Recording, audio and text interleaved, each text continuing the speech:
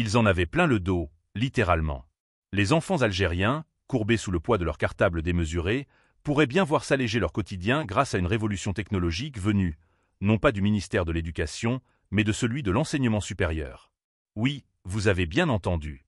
C'est depuis les laboratoires d'un centre de recherche universitaire que germe peut-être l'avenir de l'école primaire algérienne. Un avenir sans pile de manuels, sans douleur lombaire, sans sac trop lourd pour de si petites épaules. Au cœur de cette transformation, une tablette. Mais attention, pas une simple tablette fourre-tout.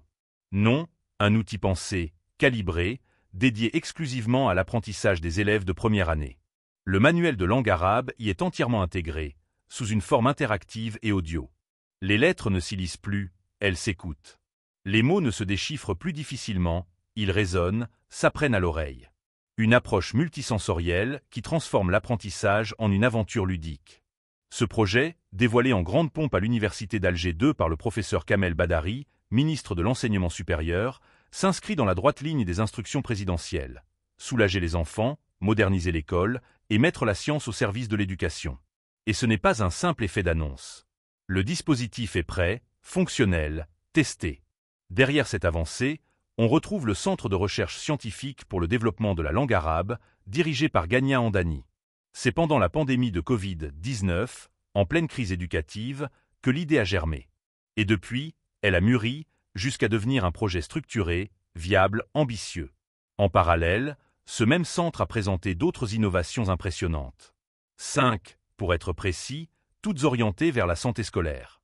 Parmi elles, des applications d'orthophonie pour aider les élèves en difficulté avec les sons, les mots, les chiffres. Mais aussi, et surtout, une application de détection précoce de l'autisme. Un outil discret, accessible aux parents, qui permettrait de repérer les premiers signes avant même un diagnostic clinique. Une petite révolution dans un pays où les ressources spécialisées manquent souvent cruellement. Et pendant ce temps, les élèves, eux, testent, s'amusent, apprennent autrement. Fini la gymnastique matinale pour enfiler un cartable plus gros qu'eux. Place à un outil unique, ergonomique, capable d'accueillir non seulement l'arabe, mais bientôt les mathématiques, le dessin, et pourquoi pas toutes les matières du primaire. Un seul support, une multitude de contenus. Bien sûr, certains poseront la question du coût, de l'accès à la technologie, ou encore du risque d'écran excessif. Mais le pari est lancé, faire du numérique un allié de l'éducation, et non une simple distraction. Et s'il réussit, ce pari pourrait bien faire école ailleurs. Alors, est-ce enfin le début de la fin pour le bon vieux manuel papier?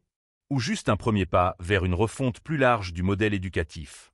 Une chose est sûre, la modernisation de l'école algérienne ne se joue plus uniquement dans les classes, mais aussi dans les laboratoires.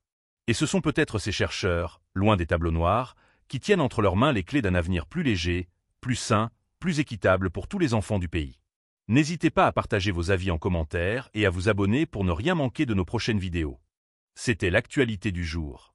Merci de nous avoir écoutés.